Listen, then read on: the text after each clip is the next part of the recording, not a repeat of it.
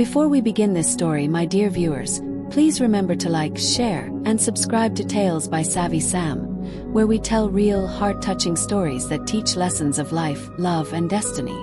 Now let's begin. The story of Richard, fondly called Rich by his childhood friends, began in a small, peaceful village surrounded by thick green forests and red, dusty roads. Rich was born into a humble home. His father, Chief Magnus, though not wealthy, was respected as a man of integrity and wisdom. His mother, Madame Favor, was gentle and hardworking. They lived a simple but happy life.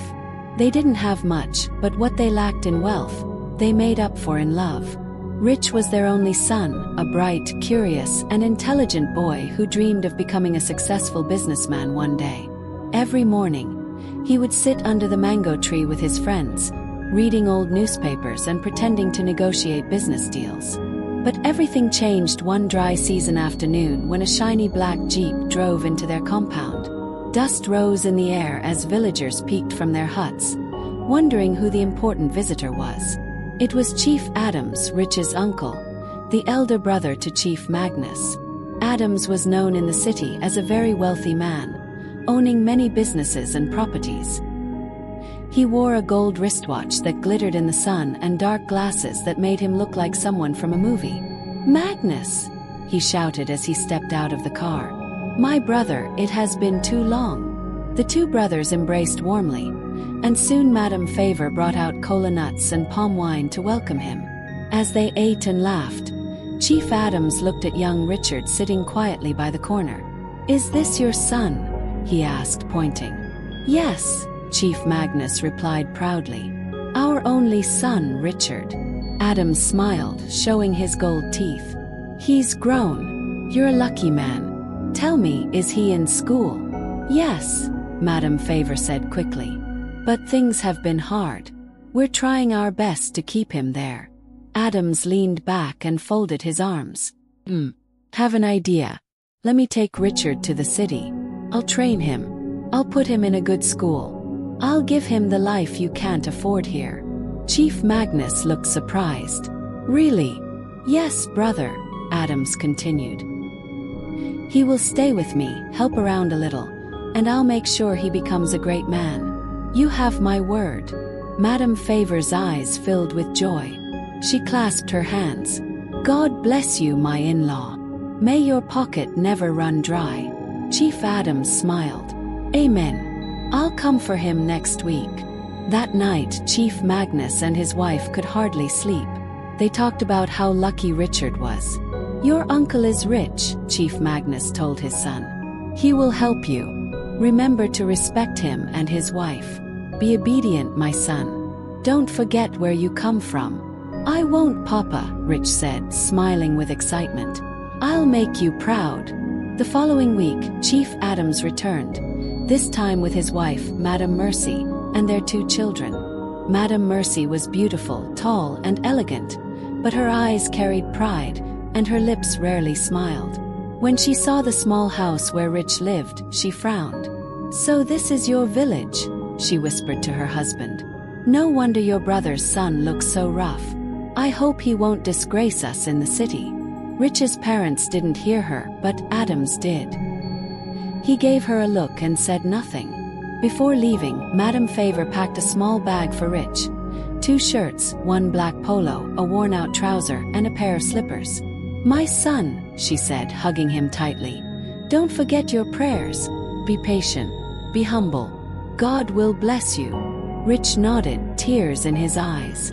"Mama, I'll come back a great man." As the car drove away, his parents waved until they disappeared beyond the trees. They felt both proud and sad. They believed their son's life was about to change forever. At first, everything seemed exciting for Rich. The city was full of lights, cars, and tall buildings. He had never seen anything like it. When they arrived at his uncle's mansion, he was amazed. The house was large, with marble floors, a swimming pool, and security guards. "Wow," Rich whispered. "So this is where you live, Uncle?" Adams smiled proudly. "Yes, my boy. Welcome to your new home." But things changed quickly. That night, when it was time for dinner, Rich sat quietly, waiting to be called. He could hear laughter and the smell of food from the dining room. Hours passed, and no one called him. Finally, he went to the kitchen to ask the housemaid if he could eat. The maid looked at him with pity. "You're the new boy. Madam said you should wait till they're done." When Rich was finally allowed to eat, only bones and cold rice remained. That was the first night he went to bed hungry. Days turned into weeks. Chief Adams was always busy with business. Madam Mercy, on the other hand, began to show her true colors. She ordered Rich to sweep the compound, wash clothes, and run errands all day. "You came here to work, not to play," she would yell whenever Rich slowed down. He was not allowed to sit in the living room or eat with the family. His school admission never came. Whenever he asked, Madam Mercy snapped, "You think school is for people like you? Do your work and stop dreaming." At night, Rich slept on a mat near the store. Sometimes, when Madam Mercy's children spilled water, she would call Rich to clean it. They called him names: village boy, dirty Rich, poor rat. Still, Rich endured in silence. He remembered his mother's words. "Be patient. God will bless you." One evening, Chief Adams took Rich to one of his stores. It was a large electronics shop filled with televisions, fridges, and car parts. "Stay here and help," he said. "Learn something. Maybe one day you'll be useful." That was how Rich began working as a salesboy. He watched carefully, learning everything: how to talk to customers, how to calculate profits, how to handle goods. Within months, he knew the business better than some of the staff. He worked hard without pay, waking early and sleeping late. He was known in all the stores by one black polo shirt and trouser, the same outfit he wore every day. Yet he never gave up hope. Life in Chief Adams's mansion soon became a bitter reality for young Richard. Every day, he woke up before sunrise to sweep the compound, clean the cars, and fetch water. While other children his age were preparing for school, Rich was already scrubbing floors or polishing shoes. At first, he believed his uncle would keep his promise, that maybe one day things would change and he'd finally go to school. But the weeks turned into months, and no one ever mentioned education again. He was no longer called Richard in the house. Everyone called him Boy. "Boy, wash the plates. Boy, iron my husband's clothes. Boy, come here." Even the small children, Michael and Gift, treated him like a nobody. Madam Mercy, his uncle's wife, was the hardest to please. Her name was Mercy, but she had none. She was proud, rude, and heartless toward the poor boy. Whenever she was angry, she took it out on Rich. "Why are you moving like a snail?" she would shout. "Can't you do anything right?" If she was happy, she still found a reason to insult him. "You eat too much for a boy who brings no money into this house." Sometimes she would intentionally give him burnt food or leftover scraps. When she cooked rice and chicken, Rich would only get the bone and cold stew after everyone had finished. When she was done with her children's clothes, she gave him their torn and faded ones to wear.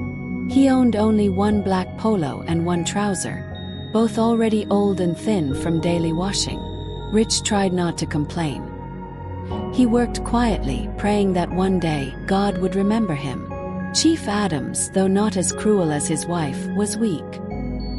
He often saw how his wife mistreated Rich but never stood up for him. Sometimes he would yell, "Mercy, leave the boy alone," but his words carried no weight. Other times he simply ignored the situation. He was too busy chasing business deals and managing his warehouses to care. Whenever he visited one of his shops, he would take Rich along. "Watch and learn," he'd say, and Rich did.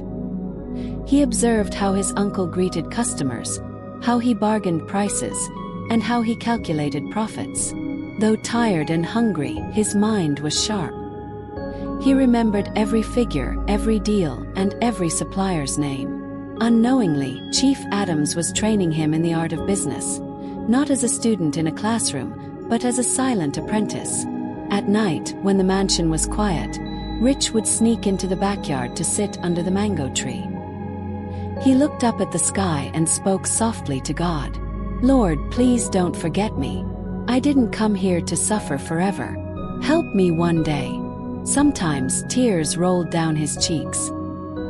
He missed his parents deeply but had no way to reach them. Whenever he thought of going back home, he remembered his father's proud face when he left the village. He couldn't return a failure. In the morning, he would wipe his tears and go back to work. At the supermarkets, the workers mocked him. "Look at Chief's errand boy," one of them laughed. "You smell like dust and sweat." But Rich ignored them. He focused on his duties. He swept, packed goods, and arranged the shelves neatly. Customers liked his humble and respectful attitude. One day, a woman who owned a nearby shop said to him, "You are such a polite boy. What's your name?" "My name is Richard, Ma," he said, bowing slightly. She smiled. "You look like someone who will make it big one day. Don't lose hope." Those words stuck in his heart. They became his secret strength. Months later, Chief Adams trusted him enough to handle the cash at one of his smaller stores. At first, Madam Mercy protested. "Can you trust that poor boy with money? He might steal." Adams waved her off. "He's honest. He's not like the others." Rich was overjoyed. It was a big responsibility. He worked even harder to prove himself worthy. He balanced every sale and kept every record clean. When the store manager checked, everything was always correct. The manager said one day. "For someone your age, you're very smart. Have you ever gone to school?" Rich smiled sadly. "No, sir. My uncle said he would send me, but..." The man sighed. "You don't need to wait for him. You already have a gift, your mind." Those words inspired him. Every night after work, he began reading old business receipts and invoices. He practiced writing customer names and doing calculations on torn paper. He wanted to educate himself. Among the truck drivers who delivered goods to the stores, 2 men liked him, Uncle Ben and Ocone. They noticed how hardworking he was. "Rich, my boy," Uncle Ben said one evening. "You're different. You've got sense. Don't let this life kill your dream." Cone nodded. "You see, this life. Nothing lasts forever. One day you'll own your own shop. Just keep learning." They started calling him Rich the Wise Boy. Even though they didn't know his story, they respected his discipline. Sometimes they gave him leftover food or a small drink. That little kindness meant the world to him. One afternoon, Madam Mercy hosted her wealthy friends in the mansion. She told Rich to serve them drinks. As he walked into the sitting room with a tray of juice, one of the guests, a rich woman with red lipstick, looked at him and laughed. "Mercy, is this your houseboy? He looks like he hasn't eaten in days." The women laughed loudly. Madam Mercy smiled proudly. "Oh yes, that's my husband's nephew from the village. He's learning to be useful." The laughter cut through Rich's heart like a knife. He stood there quietly, holding back tears. When he returned to the kitchen, he whispered to himself, "I won't always be like this. One day, they'll see me in a different way." That night, as he lay on the cold floor beside the store, he made a silent vow. "I will not remain poor. I will not die in this condition. One day I will make it. I will rise above this pain."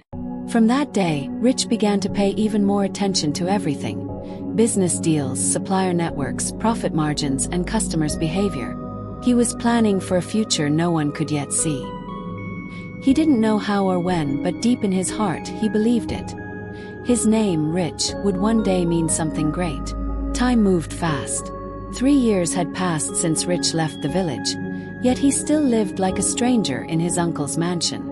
He was taller now, stronger, and even wiser. But his black polo and trouser had faded beyond recognition. He still slept on the floor near the storage room. He still ate last and often the scraps. But his spirit was different. He no longer cried every night. He worked and learned instead.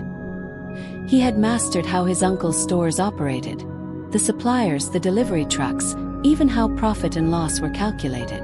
At only 17, Rich knew more about business than many of Chief Adams' staff. One morning, at the main electronics shop, a middle-aged man named Mr. Bello walked in.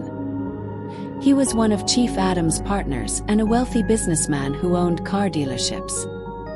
He noticed how neatly arranged the shop looked and how politely the young sales boy greeted customers. "Good morning, sir," Rich said, bowing slightly. Mr. Bello nodded with a smile. "You work here?" "Yes, sir. I help my uncle run the shop." "Your uncle?" Bello asked. "Yes, sir. Chief Adams." Bello studied him for a moment. "You're his nephew. Interesting. You don't behave like the rest of his workers. You're humble and you have a good attitude." Rich smiled shyly. "Thank you, sir. I just try to do my best." From that day, Mr. Bello began to take an interest in him. Whenever he visited the store, he would chat with Rich and sometimes buy him lunch, something nobody had ever done since he arrived in the city. One afternoon, after closing hours, Mr. Bello invited Rich to sit with him in his car. "Rich," he said, "do you know why your uncle is successful?" Rich thought for a while. "Because he works hard and knows people." Mr. Bello nodded. "Yes, but it's more than that. He understands trust and timing. Business is not just about selling. It's about building relationships, keeping promises, and solving problems." Rich listened carefully, his eyes wide. Mr. Bello continued. "You're smart, boy. I can see it in your eyes. But you need education. Not only school education, but knowledge about life, money, and people." Rich smiled sadly. "I want to go to school, sir, but..." Mr. Bello sighed. "Your uncle hasn't sent you, right?" Rich nodded. "Don't worry," Bello said, patting his shoulder. "Keep learning with your eyes. Watch, listen, and remember everything. Your time will come." Those words lit a fire in Rich's heart. For the first time, someone outside the house saw potential in him. Months later, Chief Adams was preparing for a big business expansion. He planned to open another electronics branch in a nearby city and needed someone to help organize the new store. "Mercy," he said one evening, "I need someone trustworthy to help me set up the new branch." Madam Mercy scoffed. "You mean someone you can use for free? Why not that boy? You feed him enough, don't you?" Adams thought for a while. Maybe she's right. "Rich, come here." Rich ran into the living room, wiping sweat from his forehead. "Yes, sir. You'll follow me to Port Crescent next week," Adams said. "We're setting up a new store. You'll help with inventory." "Yes, sir. Thank you, sir," Rich said joyfully, though he didn't know exactly what to expect. That trip would change his life forever. The journey to Port Crescent took hours. Rich sat quietly beside his uncle in the car, staring at the long road ahead. He had never left the city since he arrived years ago. Now he was seeing new places, new faces, and new hopes. When they reached the new branch, Chief Adams introduced him to the staff as "my errand boy." But soon, everyone realized he was more than that. He worked faster than anyone, arranged goods neatly, and understood how to price and display items perfectly. When customers came, he welcomed them warmly and made quick sales. Even the store manager said, "Chief, this boy is a genius. He runs the counter like he owns it." Chief Adams smiled proudly in front of others, but deep inside, jealousy began to grow. He didn't like the attention Rich was getting. One night, while they were checking sales reports, Chief Adams' business friend, Mr. Tony, leaned toward him. "That boy, your nephew, he's good. You should be careful. If you're not, he might outshine you someday." Adams frowned. "He's just a boy. I feed him." Mr. Tony laughed. "Yes, but he's smarter than you think." Those words planted a seed of fear in Chief Adams' heart. From that day, he began to look at Rich differently, not as a nephew but as a threat. After the new branch was launched successfully, Chief Adams returned to the city and left Rich in charge temporarily. Customers loved him. Sales doubled. When Adams returned a month later, he was shocked by the profits. "Who taught you to manage this place?" he demanded. Rich smiled nervously. "I just watched how you did it, sir." Adams said nothing. But that night he told Madam Mercy, "That boy is becoming too confident. I think it's time to send him back to the main store." Mercy smirked. "Or maybe back to the village." A week later, Rich was removed from the branch and returned to doing chores at the mansion. No explanation. No thanks. Just like that. He was heartbroken. But instead of crying, he smiled to himself and whispered, "It's okay. I've learned enough. Nobody can take that away from me." Back at the main store, he secretly began to help some of Chief Adam's suppliers manage their own deliveries.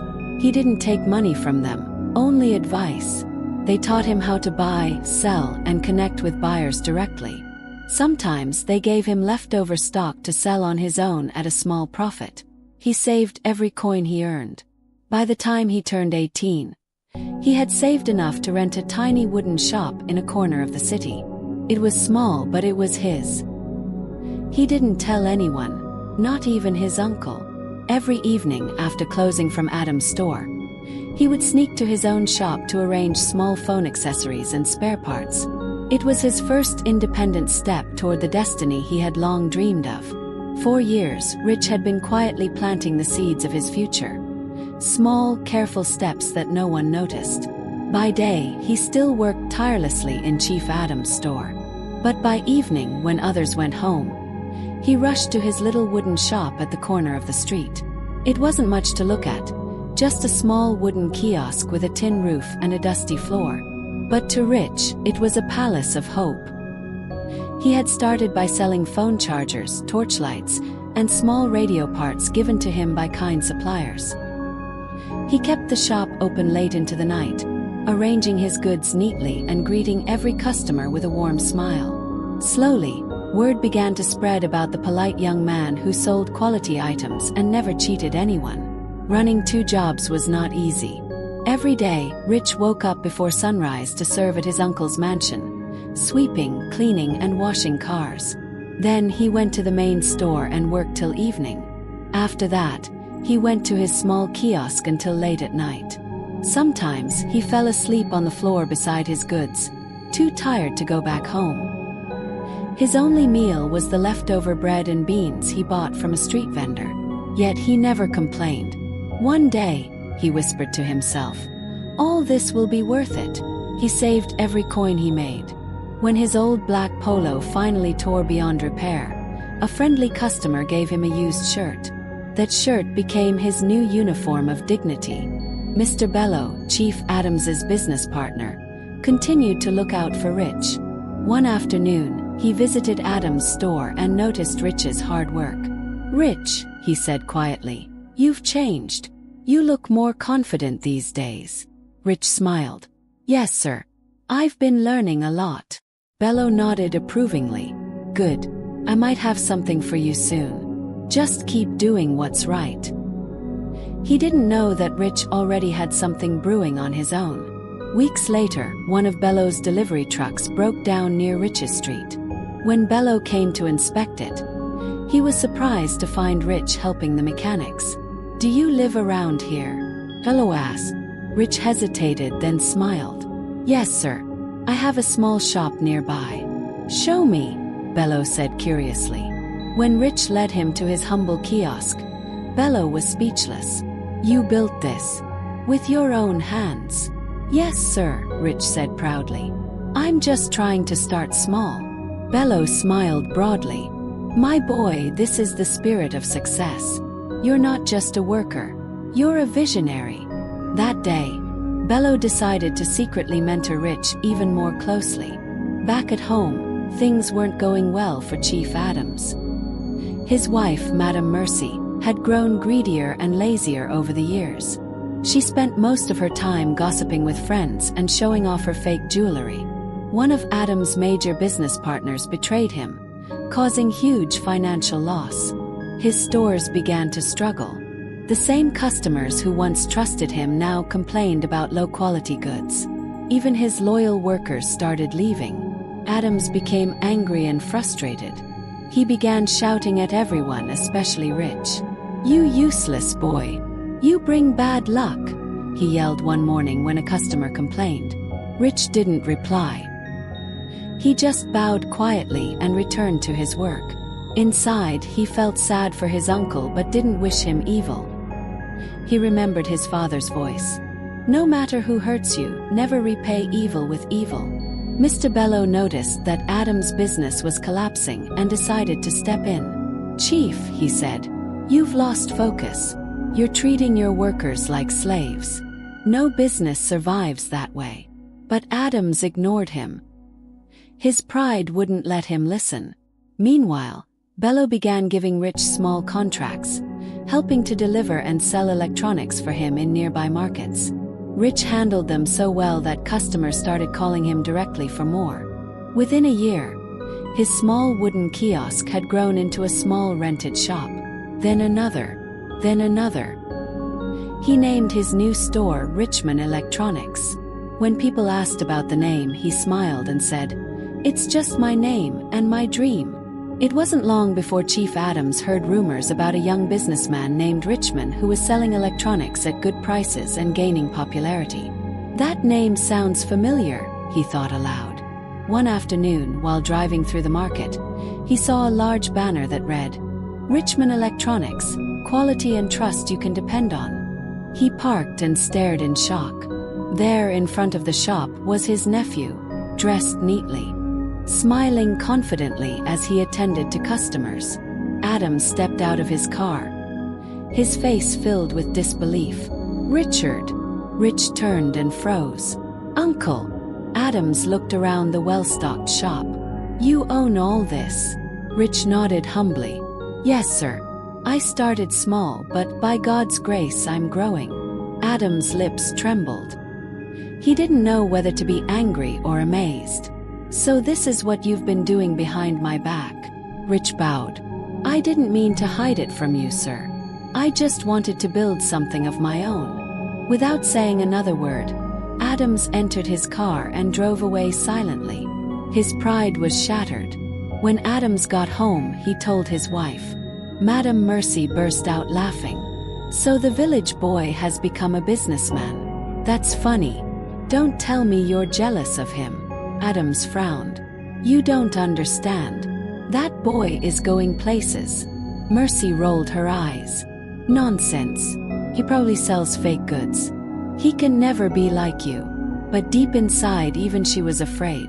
She remembered how she used to slap and insult the same boy she now saw on a banner.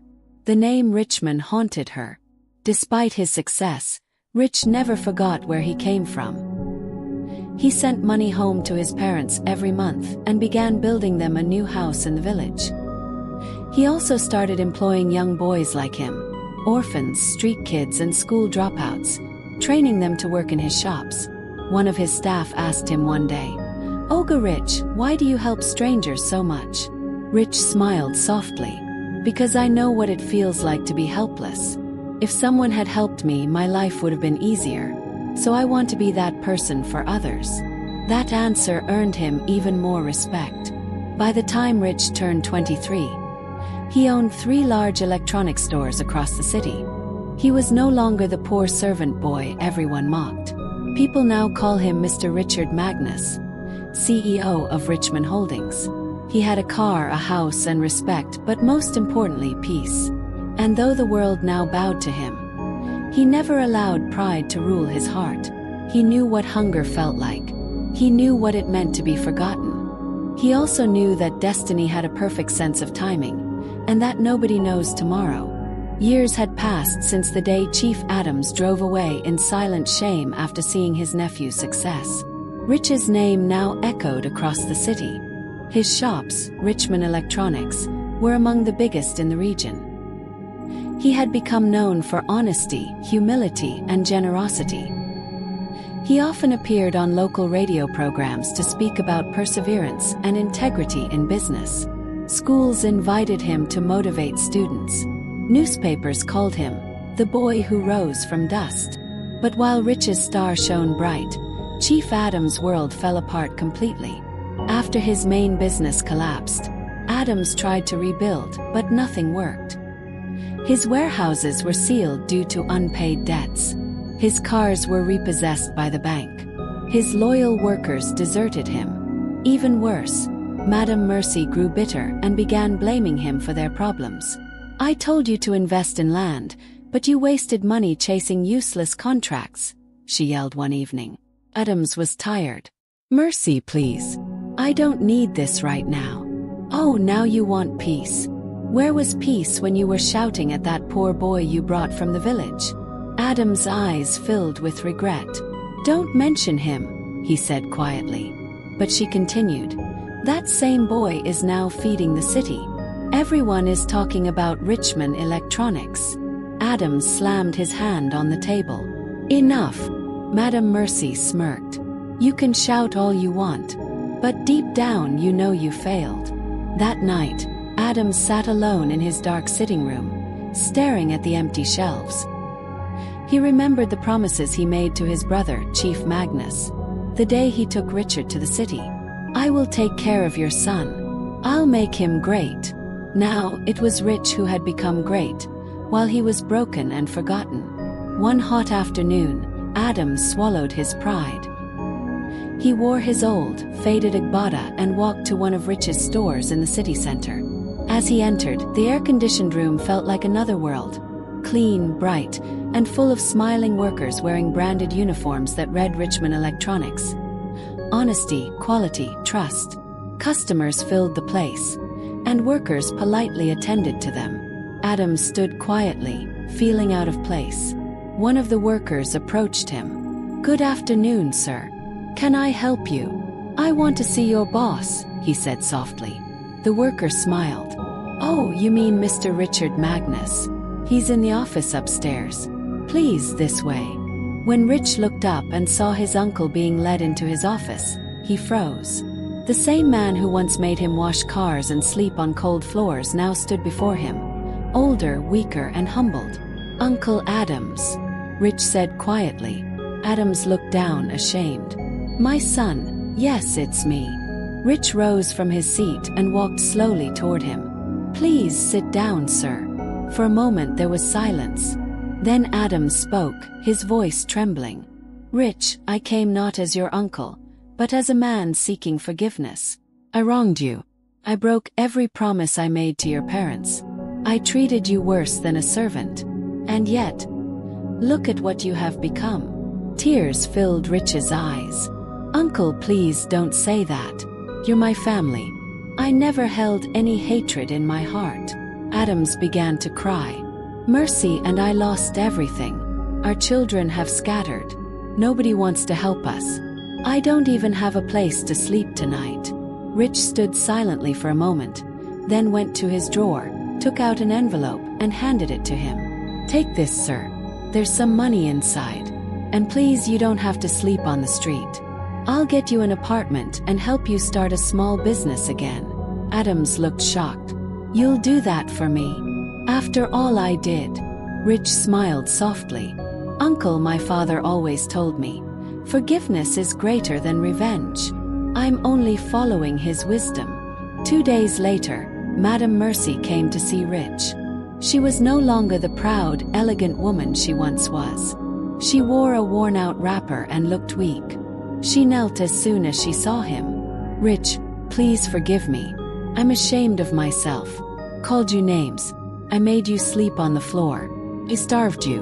Please have mercy on me." Rich quickly helped her up. "Auntie, please don't kneel. It's all in the past."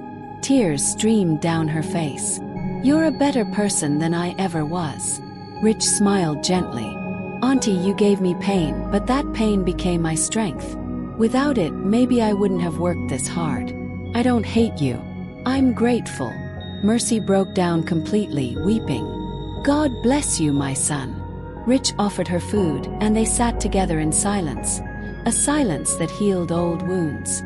News spread quickly in the village that Rich was now helping his uncle and aunt. Chief Magnus and Madam Favor wept with pride when they heard it. One bright Sunday morning, Rich returned home with Adams and Mercy. The villagers gathered at the compound, clapping and singing. Chief Magnus stood up with tears in his eyes. "My son, you have made me proud. You were mocked, beaten, and rejected. But look at you now, a true man of honor." Rich smiled humbly.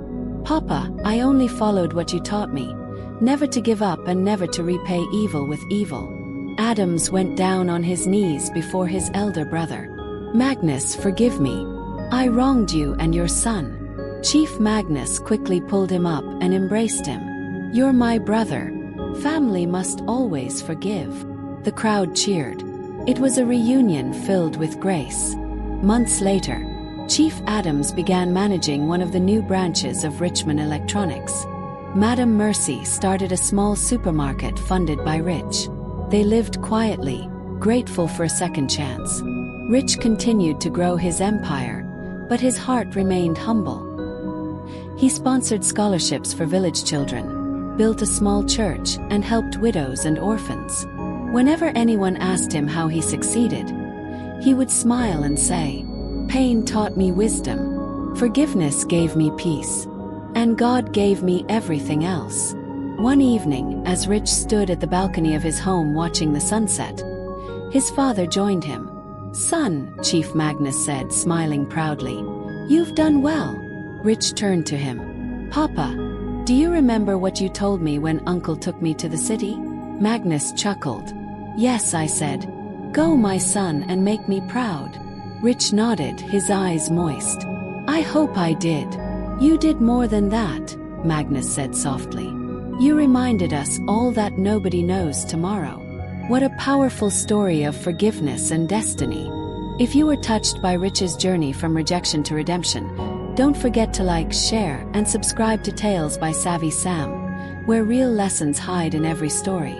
Remember, never look down on anyone because truly nobody knows tomorrow.